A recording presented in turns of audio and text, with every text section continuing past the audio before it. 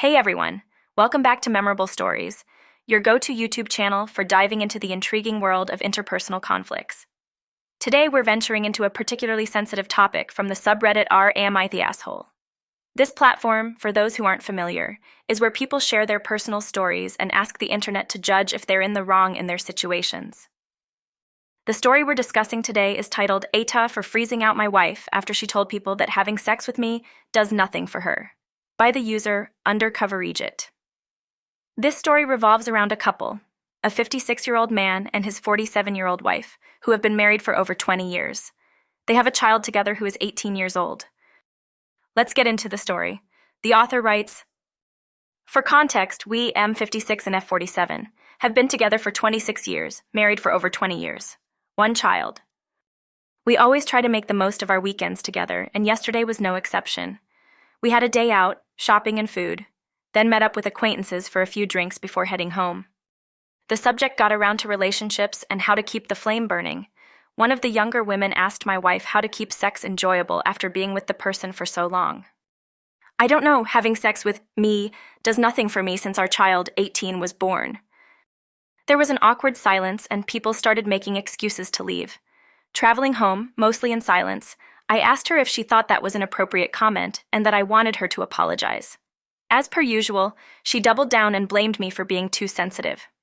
Since then, there has been no communication. Told her, am I the asshole for getting upset that my wife told acquaintances that sex with me does nothing for her? Update. She has said that she meant penetrative sex means nothing to her, as she is unable to orgasm that way since childbirth. That is not what she said in public. I knew there was an issue. Bought the equipment balls to help her tighten up, but they were never used. Sex would consist of a lot of foreplay, oral, and occasionally toy play. This would give her 3 or 4 orgasms before penetration. I thought she enjoyed the intimacy. I don't guilt her into sex. When we had our child, I waited 10 months before we resumed physical intimacy. I'm not going to insult her to make myself feel better. 2 wrongs make it a hell of a lot worse. She has tried to blame the comment on the menopause. She is perimenopause. And the few drinks that she had, but I'm not buying it. That's an excuse, not an apology. I'm not the typical Scotsman, no deep-fried Mars bars for me.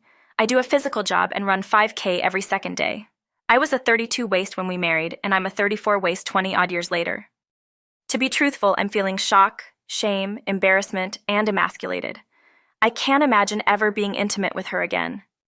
Now let's look at what the community had to say about this. Iphicles comments, NTA, it's pretty messed up to broadcast things like that in public. If she's dissatisfied with her sex life, she should discuss it with you in private. Dark_mode_knows_wind says, have you asked your wife how she would feel if you had said something similar answering that question? From the _Earth8 expresses empathy. Gosh, that is so mean to say. Especially in front of other people. I'm sorry. Beardman Michael points out, she just admitted that the past 18 years have had meaningless sex for her.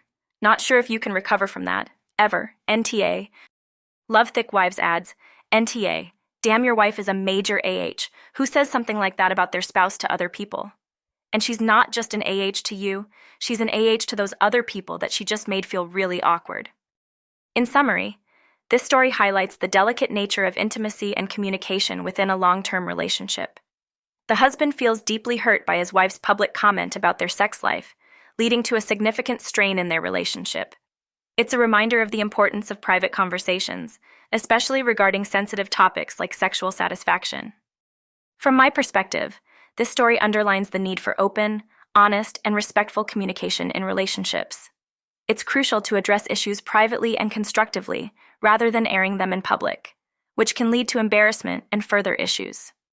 I'd love to hear your thoughts on this story. Do you agree with the community's judgment? What advice would you give to this couple? And that's all.